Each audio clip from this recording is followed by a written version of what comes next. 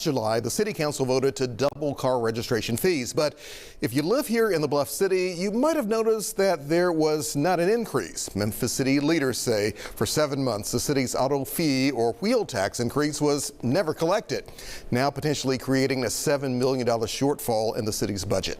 Joining us now to talk more about that and other developments in the Bluff City is Memphis City Councilman Chase Carlisle.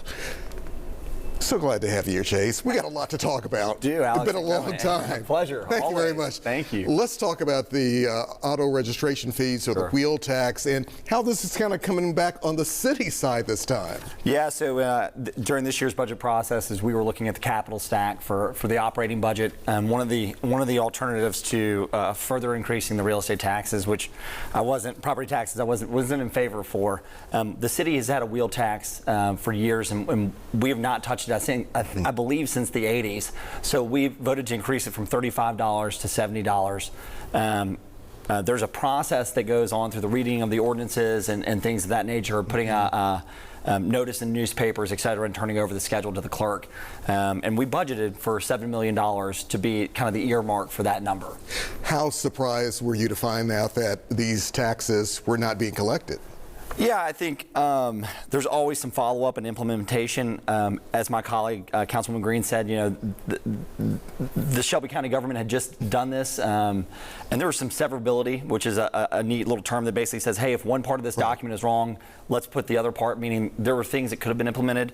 But nonetheless, I'm not, we'll have a post-mortem, but I think the most important thing is that we're committed to working with the clerk. I see. And in ensuring that she's got the support she needs to get it implemented so that we can start collecting revenues, so that we can start funding projects. That's fair enough. If those monies, though, are not collected in a timely manner, what could that mean potentially to some services out there? Yeah, so I mean, obviously somebody, we had planned to spend certain amounts of money. We intend, I'll say this from the business side, okay, we're going to keep all options on the table. I think that, like in business and here, the best thing to do is for all parties to come together and figure out a path forward. But certainly the city's going to do what it needs to do to protect its interest. Councilman, another issue I know we have talked about many times, the gun referendum. I know there's been some pushback from some state lawmakers about what the city of Memphis is trying to do. Where is this going from here and why? Yeah, if you read the actual legislation, I think that this has become more of a talking point as things like the Second Amendment have been for decades. It's very clear what the voters said in the referendum. But that being said, the law or the ordinance that's being considered by the council for its final reading mirrors the Tennessee General Assembly's trigger law that they put in place as it related to abortion and abortion rights. And so these are mirrored the same way. It basically says if there's a change in state law, when that change occurs, these things will happen as voted on by the citizens of Memphis. And I think it was over 83 or 82% in favor of. So nobody is doing anything that is in direct conflict with the law.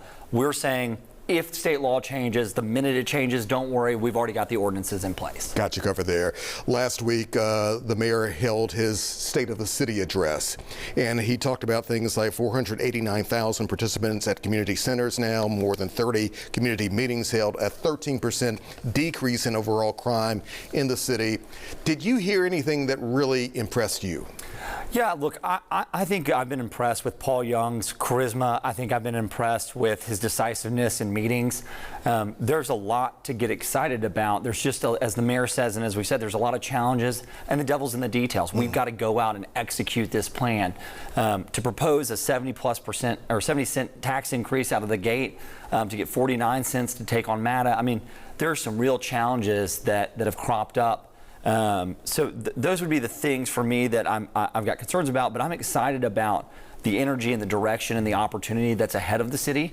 Jeff Calkins wrote a great article starting the new year, and it basically said, hey, look, stop looking around the room. It's time to get out and enjoy this city. And I think that you look at days like today, that's 70 degrees outside. I drove over here on Tom Lee Park, and there were cars all the way down Tom Lee Park in the park, and we just need to see more of that. Take advantage of the city for sure. Another kind of hotly debated issue has been kind of the pros and cons of XAI, Elon Musk supercomputer. Where do you see that going? I mean, how well are they working, do you think, with Memphis Light, Gas and Water?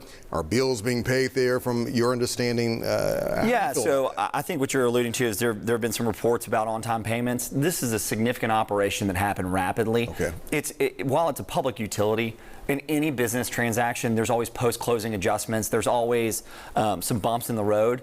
But with any good long-term partnership, there's got to be some smoothing out, some trust. And I think if we just give this thing some time to kind of iron out the bumps in the road, because you've got a private entity, you've got quasi-governmental agencies, you have a publicly owned utility company, you have TVA.